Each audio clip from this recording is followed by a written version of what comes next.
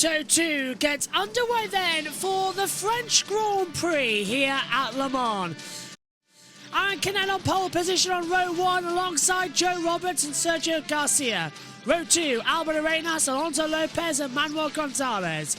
Row 3, Izan Guevara, Senna Igus and Philippe Salak. Row 4, Tony Alberino, Jake Dixon and Fermin de Geer. Row 5, Sonkat Chantra, Jeremy Alcoba and Zonta van der Gulsberg.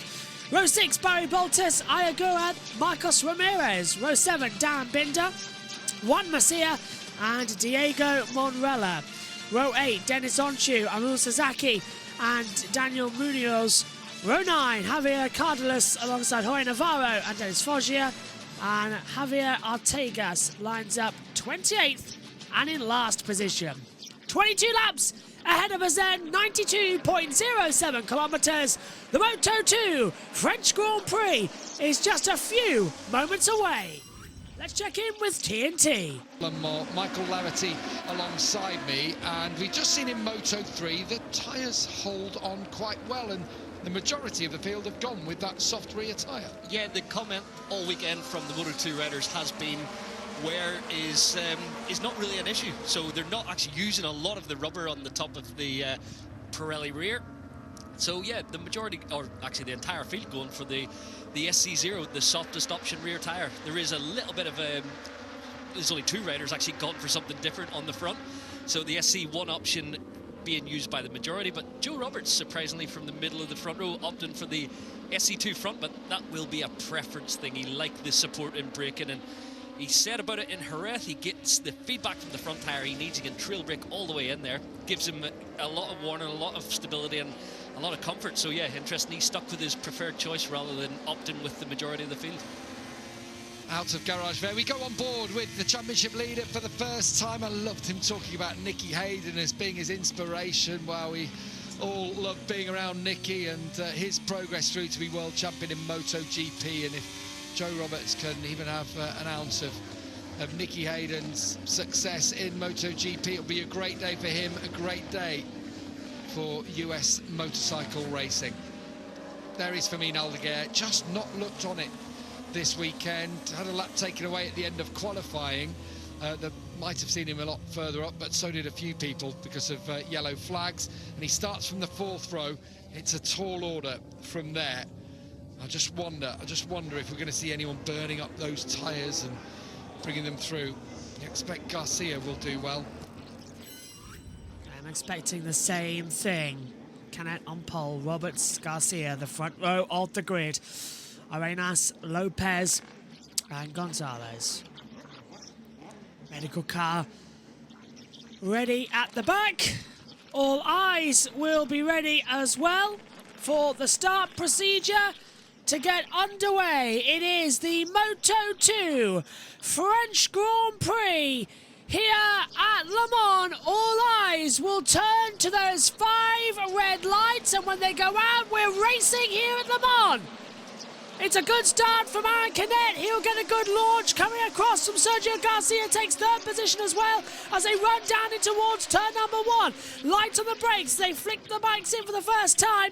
Garcia, Gonzalez, Roberts now in 3rd position and tracking for 2nd. Gonzalez went in deep, few touches mid-pack and dropping down the order. And Canet nearly going off the track as well with a high side moment. He keeps it on the bike, jumps up left and right.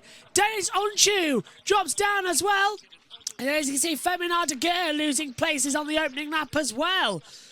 So, leaders are Garcia, Roberts, Gonzalez. All right. Oh, hello. There's a couple of changes mid-pack as well. Onchu dropped down. Sasaki's dropped down too. So, there they all are getting fed out further back as well as they come in towards Garage-Vier for the first time.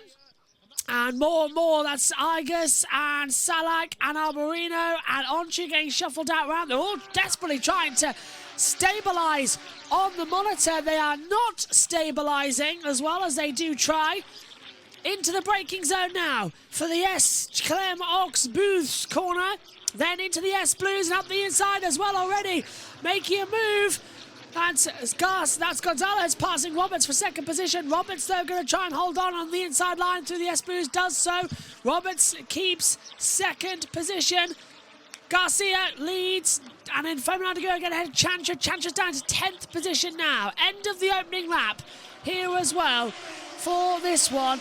And it's Garcia leading the way as the rest of the field come across the line for the first time. 21 laps to go. Garcia leads. Roberts stays second. Gonzalez up 3. Canet lost 8 places. Aguirre, Binder up 6. Arbolino down 7. Massively wide as they come through the chicane as well, especially for the 54 as well, getting a little bit outside of track position. They all just about keep it safely in as well. First sector times beginning to get orange. You see that change lap on lap. See if anyone's setting improvements or disimprovements. I mean, it should be improvements, arguably, on this second lap, because the first lap was a standing start. So you can't really be that slow compared to the first launch as well. Good opening gambit then here. Good opening run. Exactly what we expected and needed to see was going to happen here. Aguirre in P11 as well. Salak takes it into 12th position as they go past Gadrier for the first time. Let's see what TNT had to say for it all. Strange because he's got good race pace. He normally is up there in the practice sessions, and then when it comes to qualifying, something is just fallen to the wayside for the Japanese rider, but he will figure it out. Just settling in now on this chase behind Garcia. It's Alonso Lopez, the 4th place rider in this. You feel like Roberts and Gonzalez will keep it fairly steady. Lopez is the one who will be the fly in the ointment to that plan. You always feel like Lopez wants to lead. He wants to get to the front. He'll want to chase down Garcia. Yeah, especially if he doesn't think Joe is making inroads into... Oh! And he's been levered aside. Exactly what Right we on said. cue. There we are. And he just eased Manu Gonzalez out of the way and Lopez up into the third spot. Yep, and Garcia with what is the half fastest lap, but it then goes to Aaron Canet on a 136.043 as well, so he changes his tune as Gonzalez continues in for 3rd position. He's dropped down. Roberts takes 2nd position as well. Guevara down to 6th place now on the timely streets as well, and Chancho and Aguirre were swapping places, but they keep position. Alberino moves ahead, so does Barry Boltus. Get ahead of Jake Dixon. Dixon down into 17th place. Where did he start? 11th, so 6 places, 7 places drop now for Jake Dixon as he's down into 18th position. And there is the 18 of Manuel Gonzalez running off the track. And, yeah, not exactly the greatest opportunities there from Lopez and Roberts, both sort of forcing him off the circuit. 20 laps to go. Lap 3 of 22. A lot of noise in the back. Not a lot of track noise today, I've noticed as well in the background. I wonder if that's just my headphones as well. Apologies if you can't hear it much as they scream past us again. Garcia's pulled out exactly a second now to Joe Roberts as well. So got a feeling that Gonzalez is just going to have the easy run of this, so just take it away at the front. Fernando Aguirre in P11, then he's battling with this is Senna Igus in P10, so Senna's really holding the inside line and defending hard through Racudemont. And a replay now down at Garage Vier. What are we looking at here? This is the... Oh, that's off the track. And the 54 going off the circuit. So that's what happened further back as well. To Fernando Aguirre. Oh! And that's off at the last corner for Barry Boltus, who is out of the race at Racudemont. So Boltus is out of the race. Canet moves up ahead of Arenas. Arenas can't get away through anywhere at the moment as well. So Gonzalez 4th, Canet 5th, Albert Arenas up to 6th, Guevara down to 7th place as things stand. Garcia keeping that gap in the lead at a 2nd apace. Qatar racetrack, not an issue this weekend, so I think physical strength in the last few laps will probably be more of a factor for Aaron Canet, but he's always been good at gritting his teeth and digging in. Daniel Munoz in for Bo Benstead, who's out with a broken collarbone. He's crashed out at La Chapelle. Never a pretty one down there. So another one out. So it's Garcia leading. The gap 0.9 of a second. Very steady between himself and Joe Roberts. Behind, Alonso Lopez is closing in on Roberts all the time. Then Gonzalez 4th. Canet now into 5th place. As you say, fastest rider on circuit. Went quicker again on that last lap. Albert Arenas 6th. Isan Guevara's doing great job in 7th place. There's Fermin Aldeguer down in 10th spot, ahead of Senna Aegis, who's having a good ride all weekend, actually. The Aussie has performed well. Yeah, really good to see Senna take the step up into the lead group. He qualified in the 3rd row, good start, and he learned a lot up here with the likes of Fermin Aldeguer. So yeah, it's been a definite step after the Jerez test for Senna, so it's good to see. Yeah, limiter action we keep hearing in turn 1 is pretty brutal, it sounds. Although you do reassure me it's a soft Roberts a limiter. big twitch. Yeah, generally the soft Out of limiter La Chapelle. doesn't do any damage to the valves and the valve train, so the engine can handle it okay, but it still will make Trevor Morris and the guys at Xterm Pro a little bit nervous when they hear it every single lap from all these top contenders. Just wince a little bit, if nothing else. It doesn't sound great. There is Danny Munoz on the outside. Aaron Canet is closing in on Gonzalez. There was Joe Roberts on the number 16. So this chasing pack still 0.9 behind. It's staying very, very steady. And as I say, Joe Roberts, what he's doing here is Canet's attacking, and Canet is using up tyre doing this. He's attacking, whereas Joe Roberts knows this isn't the crucial part of the race. It's to not lose too much to Garcia at this moment. Exactly. Sergio Garcia's setting a strong pace, but Joe can match him every single lap, so the gap did go up to 2nd, then went back to 0.8, then it's 0.9. So if you can fluctuate within a few tenths of each other, then that's fine. This race will, as it evolves, it'll change. So once your fuel load goes down and the initial grip from the tyres drops, some riders then click up a gear almost. They can push the pace on, and Joe Roberts for me has been one of those riders this season. Certainly has. Roberts is... Oh, and Canet for the 2nd time, almost losing it, coming through Recruitment. Just his left leg coming off the handlebar there as well, and the foot peg. Through Dunlop then to start lap 6 of 22.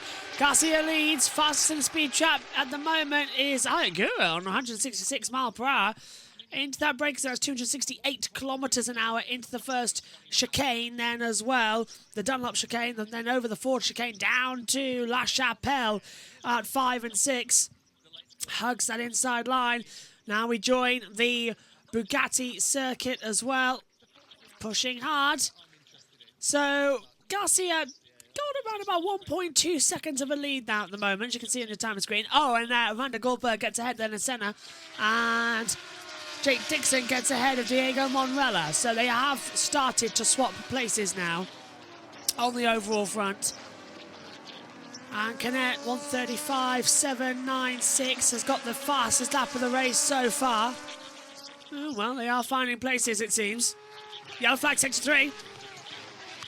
Now, who's this going to be? Zonta van der Gerber. So Zonta van der Gerber has gone off. So Zonta's gone off down at turn 8. That's Garage Vier. Now that might just be a front dipped away from him. He might be able to get that one back up and rejoin the race. So it's not yet over for Zonta. And he has done. Zonta's rejoined the race. That's his 2nd crash, isn't it? Yeah, that's a weird one. Alright. Yeah. Oh, hello! That's another. That's down and out. Is that Manuel Gonzalez? It is. Manuel Gonzalez crashes out at the last corner at turn 14 at Recudemont and is out of the French Grand Prix. Now that's really shaken up the front orders because Aaron Canet jumped ahead of Joe Roberts at the chicane. Roberts doesn't like that. He's going to try and force his way through. They're 3 wide. Down to La Chapelle. Aaron Canet holds the inside line. Alonso Lopez tries to come back through. Roberts forcing his way back up the inside line. Roberts takes it over at 3rd position. Lopez has 2nd place and they're still trying to find a way through. Down to Museum Corner. Roberts sends it out the inside. Forces Lopez wide. Canet still has the advantage out front. Canet still in 2nd. Roberts takes 3rd. What a dramatic couple of corners. The entire race changing halves so quickly. Here's a replay of what happened to Manuel Gonzalez down at Recudemont. The front dipped away from him mid-corner. Seen that so often this weekend. Brad Binder did it yesterday, twice in practice. So it's not that hard to do, unfortunately. But yellow flags and sector 4. Garcia now, with all that battling over 2nd, 3rd, 4th, 5th places, he's put out a 1.8 second lead to the rest of the field. On the bounce for Aaron Canet. will he be able to maintain it? Obviously, when you're chasing someone, it is good. You've got the marker, you can see the gap coming down. It's easy to do that, but then you get into the last 3-4 laps, no rubber left, and then obviously the pendulum swings in the favour of the man who's been controlling the race from the front. Instantly, he takes a 10th out of Sergio Garcia on that last lap. So all that they lost in that battle, actually, Canet made up time on Garcia. So yeah, in theory, if he managed to pull back a 10th on Sergio Garcia, even with all those jostling for position, he's maybe got 2-3 tenths, so he should be able to gain back a 1.5 seconds pretty rapidly. Yeah, I think he will. I think he's got the pace to do that. Ayagura is up to 8th now, by the way. He's making forward moves. Somkiat Chantra, his former teammate, has just got through on Isan Guevara, who's having the best race we've seen from him so far in Moto2. Yeah, good signs for Isan Guevara. Obviously, when he was battling for the Moto3 title and eventually lifted the crown, he was exceptional. We thought he would just make an easy transition to Moto2, but it has been a tough season and a little bit, and the woes with arm injuries and surgeries last year, but it's all coming together for him now as he's also getting his head around the WP suspension inside the CF Moto Garage. Towards the Shimano berth, there's Chantra 35, 28 is Isan Guevara, and 79 on the MT helmet spike. His teammate is leading at Ayagura in 8th place, but he's got that top 5 in his sights. On board with Guevara, looking back at Agura. Behind him, you can see Fermin Aldeguer lurking, but Aldeguer just hasn't had the pace this weekend. Nope. And Agura attacks into the raccordement, and that one's clean enough from Ayagura. Makes a decisive move and up into 7th. Yeah, about as clean as you can make it into there. It is quite tight to slide one through and not make contact or push the other person off the track, but Ayagura executed that perfectly. Aaron Canet then, no time picked up on Garcia on that last lap. Matches his lap, and so did Joe Roberts. He matched both Canet and Garcia. Alonso Lopez a little bit slower by a couple of tenths. So Aldeguer now wanting to tick off Guevara. It's good. I'm pleased with seeing this from Guevara. It's he's lost another place on this occasion to Fermin Aldeguer, but yeah, I'm really happy to see with Guevara taking the step forward. We always talk about how tough this class is in Moto2, and you've got riders like Aldeguer. You're battling with future MotoGP contenders next season, so yeah, it is a lion's den. You know, when he was in Moto3, we said Guevara, because of the way he followed Acosta, and that he was going to have a similar run through Moto2. It just never materialised last year, and this year so far still hasn't really happened for Guevara at all. He's only scored 4 points, and that came with a 12th place in Jerez from 15th on the grid. So, you know, it just hasn't pushed his head above the parapet as Chantra, seeing the move from him on Albert Arenas and up into 5th spot. So that's good to see. It's an encouraging sign for Chantra, who also, a bit like Guevara, hasn't had the best of starts to the year. No, it's been a little bit up and down for Somkiat Chantra, taking the reins inside the Idemitsu team, and obviously a lot of expectation on the Thai rider's shoulders, but it's coming together, so a top 5 for him at this point in the race, and he'll try and claw back the gap to Alonso Lopez. And he's the fastest rider on circuit at the moment, Somkiat Chantra in 5th place. He is at the moment, yep. Joe Roberts closing for 2nd position. Lopez having an absolutely amazing run. Not a stereotypical Moto2 race here, is it? It's not like what we've seen in the past couple of weeks where it's been all hell's bells racing and everyone keeping it quite close together on the chest with the tyres. It's a bit more spread out, which we were expecting. In cooler conditions like this, we were expecting it to be having problems. Air temperature 21 degrees, track temperature 31 degrees, 65% humidity as well, the weather conditions. So we were kind of expecting it to be up and down throughout the entirety of the race. But yeah, at the moment though, Garcia will lead the title by 4 points to Joe Roberts. So the Moto2 World Championship is certainly hotting up, even if this race is a bit of a slow burn. But it sort of comes back to them. This is what happens as well. You come through as well and officially push it through as Roberts tries to go around the outside of Canet. Oh, and that's Lopez has gone through. So Roberts makes a mistake and Lopez goes through for third place. Coming out of Rakudamon just a little bit wide, and that's all it takes. One small mistake and it costs you so dearly. Well, they'll just have to shape it up again and go again. It's that type of race, I'm afraid. We're coming up on half distance anyway. 12 to go, lap 11 and 22, so this is halfway. They'll try and push it to see who's got the better tyres now. Garcia, 1.553, the gap to him and Aaron Canet, who's 1.549 difference to him and Lopez. And then Roberts, half a second back. That's someone taking a long lap penalty there. Not one's been given one, according to my knowledge, at the moment. So just getting out of the way there was one of the riders. Can't see who though at the back. Not Munoz. It could be Zonta van der Gerberg has rejoined the race again. And I think he's making his way back to the pit lane. So that could be the situation going at the moment. 12 laps to go then here.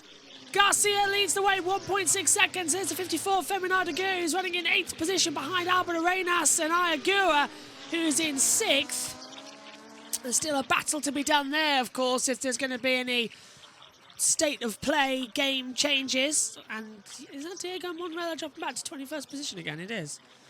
So I thought Monrella was already out of the race. What's happened there then? That's Munoz. Monrella is dropping back. Not sure why. Yeah, and into the pit lane has now, into the pits has come Zonta van der Gerberg, and into the pit lane has also come Diego Monrella. Barry Boltus is out of the race, and now, okay, Munoz in the pits. Is Munoz in the pits? Munoz is in the pits. Okay, so there's something going on down there that we don't know about. So the racing continues. Chancha's 0.3 of a second fast on the last lap to Joe Roberts, who's in 4th position, so they're still closing in. Halfway then, in the Moto2 French Grand Prix, and there is out of the race for Diego Monrella, for the Talleyrand's team, out of the race. That is unfortunate. Roberts on the blue American racing bike, and Somkiat Chantra on the gold Idemitsu Asia team bike. And then in the empty helmets machine is Ayagura, his teammate leading. The gap between Agura and Garcia stands at 4 seconds. They're the sorts of gaps we have seen closed down already this season. Garcia is pulling away from Canet again. I think it's more that Canet's pace is dropping. Just looking, the lap time Ayagura did last time around 2/10 faster than he qualified, so that will be frustrating for the crew, that 11 laps on the rear tyre and you're able to lap faster than you could do with a brand new tyre in for qualifying. Just send him out on a used tyre next time. That's the go. Have a word with Norman Wright, crew chief down there for Ayagura, but at the moment it looks like their setup is working in the later stages. Nice and clean pass. A big signal almost from Ayagura as he went past his pal, and Ayagura is inside the top 5 now as Aldeguer launches it from miles back on Albert Arenas. Albert will try and get through on the inside, down towards La Chapelle. Always going to happen. Can Aldeguer come back round with it? No, they'll tough this out. Remember a huge crash there last year, I think, involving Albert Arenas or Manu Gonzalez. And he has to relinquish eventually in Museum. Yeah, toughed it out well there, Aldeguer. Just kept leaning on the outside, but left enough room that Arenas didn't actually clip the side of him. So yeah, it was good, clean fun. And at the moment, Aldeguer wide again. Wide. Behind you saw Isan Guevara also go wide and allowing Tony Arbolino in. Tony Arbolino rounding out the top 10 as things stand. Just not working, just not getting his head around these Pirellis as yet. The man who thought he might be in MotoGP this year. Honestly, I thought, well, better signs this weekend. I thought we'd see him hang on to the lead grip, but you can see Arbolino just in the back of shot. He's got Isan Guevara in his sight, so it's a step forward for Tony Arbolino. He did have a 7th last time out in Jerez, but yeah, he's looking for more. Interested to see Ayagura's lap time here. He always was good on tyres when it was the Dunlops, always did well in latter stages of races. He's done it again this year on the Pirellis. Just his style lends itself. 136.2 but they've been quick. In fact, everyone in front of him quicker on that last lap. He did have to make the pass, though, I'll remind you, as Tony Arbolino also makes his pass. Isan Guevara. Almost a carbon copy of the one we've seen with Ayagura on Subcat Chandra. Got a good run, bit of a slipstream advantage, get alongside and just pinch the line away into turn 1. Moment from Tony Arbolino on the front there. Saved it. Yeah, nearly went down on the deck. He's just kept it in together, which is nice to see. Not too big of a moment. Garcia, 1.773, the differential between them at the moment. So, does have the time to find. Oh, and Binder's moved up to 12th position ahead of his teammate. So, Senna Igus moves over on the Husqvarnas. 9 to go. Not a great Moto2, really isn't. And you really start to fear that you don't have a co-commentator in one of these as well, which is why World Feed having so much. I'm still trying to save my voice coming back into this one as well. 1.931. Garcia's 2 seconds to the rest of the field right now, but with 9 to go, are we going to see anyone else slowly reach in and start pulling back on anyone? Is it going to be that type of race where you just sort of got to go hells bells and see what you can deliver? They're closing it in. They are keeping it, I don't want to say consistent because that's unfair, but they are keeping it really close and really nice. So they have got the advantage here, which is sometimes nice to see. 8 to go. Garcia leads in this crazy not Moto2 race as well, which was really quieting down. This is a MotoGP, this is a Moto2 race of old in terms of the fact that nothing happens out there. It's a race that we've experienced in years gone by where it's not the most exciting race on of the day. Moto3 was great, Moto E was great, MotoGP later, hopefully that's going to be just as good. So, well, yeah, here's the start. Let's go down to Michael. His injury. No, but it is the injured leg, the left ankle. So I think for him it's just a comfort. Just watch this jostling into turn 1. Watch Manu Gonzalez as he thinks about taking the lead here. Goes to the inside, then tries to pull it back and almost collects the rear of Sergio Garcia. But a little bit of jostling there with Albert Arenas, and Aaron Canet puts him off the track. Yeah, evasive action, and there was Canet. Watch now when he gets on the throttle. Oh, I didn't see that one. I did. The one I thought was going to be a high side, and somehow he stayed on it, and he's in second place. Releasing his outside leg there is definitely just to regain some traction, but how he does it on corner entry or lean angle. We've seen a few riders do it more recently. Jonathan Ray, one of them in World Superbike, and it, obviously allows for Canet, because he's a little bit smaller, to drop down off the inside of the bike more and help with turning. But yeah, perhaps releasing the pressure off the peg, he can just let the bike move about in the braking zone, let it bounce about quite freely. Fastest rider on track is Joe Roberts now, and Joe Roberts has responded here, just done a 36.1, 2/10 quicker than Lopez, 2/10 quicker than Canet, 3/10 quicker than Garcia, but 3.8 the gap to the leader. I think he's ridden a sensible race. Yeah, he's obviously controlled his pace, knew what he could get out of the setup he has this weekend. And if he stands in the podium again, perfect for the championship leader. But the problem is you've got Sergio Garcia stealing 25 points today, so he could regain his championship lead. So it's interesting how this championship is evolving. Joe Roberts, we didn't see him as a title contender pre-season, I've got to be honest about that. But right now he's stepped it up, doing what he needs to do every single weekend. And is Lopez coming back to him? I think on this lap, ever so slightly. It was a couple of tenths on the previous lap.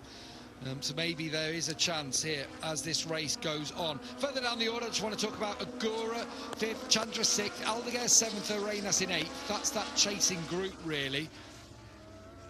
Just a yellow flag, trying to work out who that might be. Tony Arbolino 9th, with Guevara 10th, and then it's Salah. Artegas has crashed. Having a good ride on the Husqvarna into 12th, with Jeremy Alcoba in 13th, Aegis 14th, Marcos Ramirez rounding out the points. That's Joe Roberts' teammate, of course, in 15th. Jaume Mazir is 16th, and Jake Dixon down in 17th. sorry, Xavi Artigas has just crashed out. There is Dixon coming across the line. Lost his front fender as well. He was lapping quite quick there, got up to 13th, and this is why obviously I was wondering what's happened. So a contact with Senna Aegis there. Done well to keep it up on board on 2 wheels, but yeah, lost his front fender. You can see it's ripped off completely. So yeah, pace was good. That's quite promising. Not sure whether that was just an aggressive change of direction, but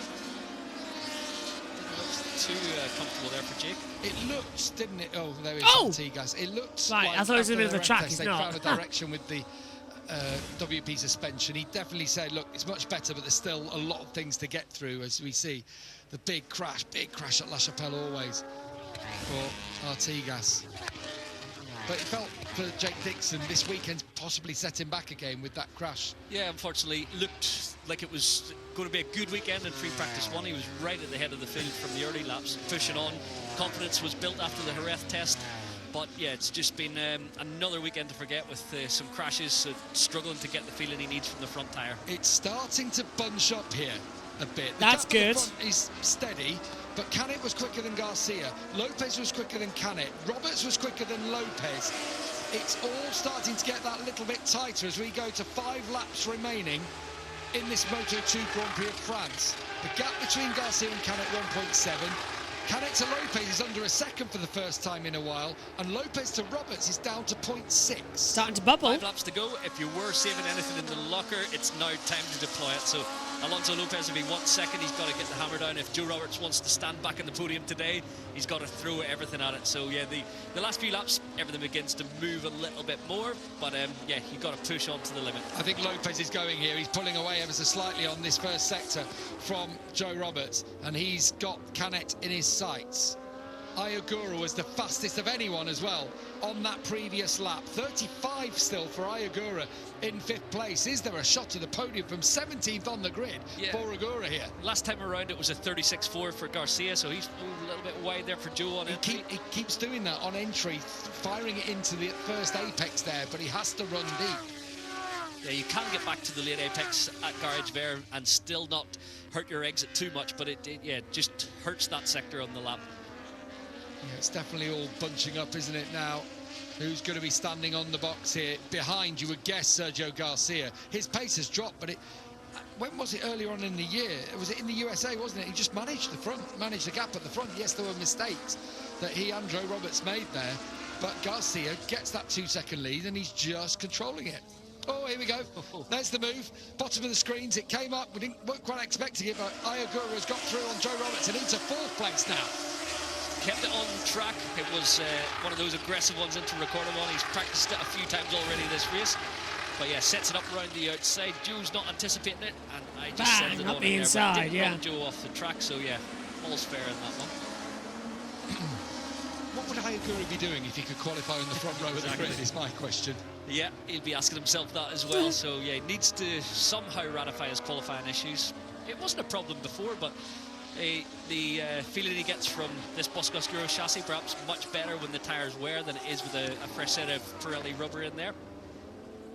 So Alonso Lopez in front of Agura is closing in. They've got a second now between Agura and Lopez.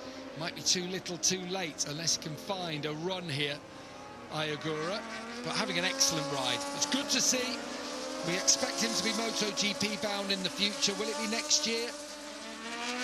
I don't know. He still carries an HRC logo on his leathers, Agura. He is the chosen one for the future, but understandably, Michael, he's been reticent about taking that Honda to now. Yeah. Oh. Move from Tony Arbolino up the inside of Albert Arenas on the brakes. But yeah, back to Ayagura. You wouldn't be in a rush to jump on the Honda now in MotoGP, and he's still quite happy enjoying his racing in Moto2, and he's so modest. He always said, I've still a lot to learn. I've only won a few races. I've not won a title. I'll go when I'm ready. But the problem is MotoGP are after youth all the time, so you can't wait too long. Alonso Lopez is becoming very, very close to the rear of Aaron Canet. This is the battle between Arbolino and Arenas that we're seeing, but soon there might be a change in position for second place in this race, and I wonder how Aaron Canet would react to that. Here he is, right on the rear of his compatriot. Here we go. This is what we were waiting for. 3 laps to go in Moto2, and now it's just starting to bubble. So, Lopez v Canet. Garcia's 2.2 seconds up the road. Only an accident would stop him at this point as well. Run out of laps to close that in, but can Lopez take second position from Canet? Very close through Museum. Down to Garage Vier. Little look on the inside line, late on the brake, turns it in, nothing there. It's a difficult situation to try and get right. You're constantly worried that there's going to be some form of accident, some form of worry. But it's one of those events where you're just either too much or too little. As up the inside at the Ox booths, and he's through. Lopez takes second position away from Aaron Canet and closes down the title to 31 points away to Garcia. He moves up to fourth alongside teammate Felmin Ardeguer, who's 26 points back. Roberts still 9 back. Garcia will take the title lead on 89 points. It's still him and Roberts at the moment. But that was the bubble we were waiting to see if second and third would change. 2 laps to go then here in the Moto2 Grand Prix of France. Make too many mistakes, and yeah, good rhythm. So yeah, that's a well-rode race. Aaron Canet's not going to finish on the podium here. 2 laps remaining. He just did a 1:37.1. Oof. Bear in mind behind him, Ayagura did a 36. Oh, he's gone wide, Lopez went wide. Lopez went wide and nearly took him out of the chicane. And that's now put Aaron Canet right under pressure with, is that Agura? Yep, Agura, Roberts, Chantra and Aldeguer. They're all now in that mix. So one mistake from Lopez threw away the half a second advantage he had over the rest of the field. Through Museum, down towards Garage Vier. Roberts looking to the inside, can't get through. Canet's going to really hope he can stay on the podium. Through Garage Vier, a little bit wide there for Lopez. Got that inside line done. Down the straight we go. Towards the Ox Booths corner. The 2 chicane. Flicks it in. No, it's too far back, too quiet now. Nothing going to happen on this little route, unfortunately. Well, we were expecting. We have been kind of denied. An interesting race for Moto2. It did try in its moments, but it couldn't have the audacity nor the traditional excitement of what we were expecting. Certainly, it's going to be fun to see what we have next. Last lap, the call. And side by side, Canet's really trying to hold on for the podium place here as well. As Ayagura tries to send him around the outside. Canet goes in too deep to the Dunlop chicane. Agura's right there to capitalise on the exit. Moves to the inside, down at La Chapelle and shuts the door. Canet is off the podium. Ayagura takes third place. But can he take second? Lopez, a very, very wide line there. Not one that you would expect to see. Into Museum. Can Joe Roberts gain up? Canet's twitching everywhere. Roberts might have a great exit down towards Garage Vier. He looks at the inside line under braking as well. Can he take the position away? He's going for it. He's got a title to think of. He forces Canet off the track. Meantime, Agura passes Lopez for second further up the road. Ayagura takes second place away from Alonso Lopez. Roberts moves up into fourth position. And now the championship gap will not be 9 points. It will close down just a little to about 7 points at the end of this. Sergio Garcia, though, has done everything from the front row of the grid. He put number 3 in P3 and he's moved up to P1. He's into Recruitement now, and Sergio Garcia will win the Moto2 French Grand Prix to take the lead in the championship. But Joe Roberts is going to go for third. Roberts gets third. It's side by side of the line. Garcia wins. Agura second, and it's Lopez third.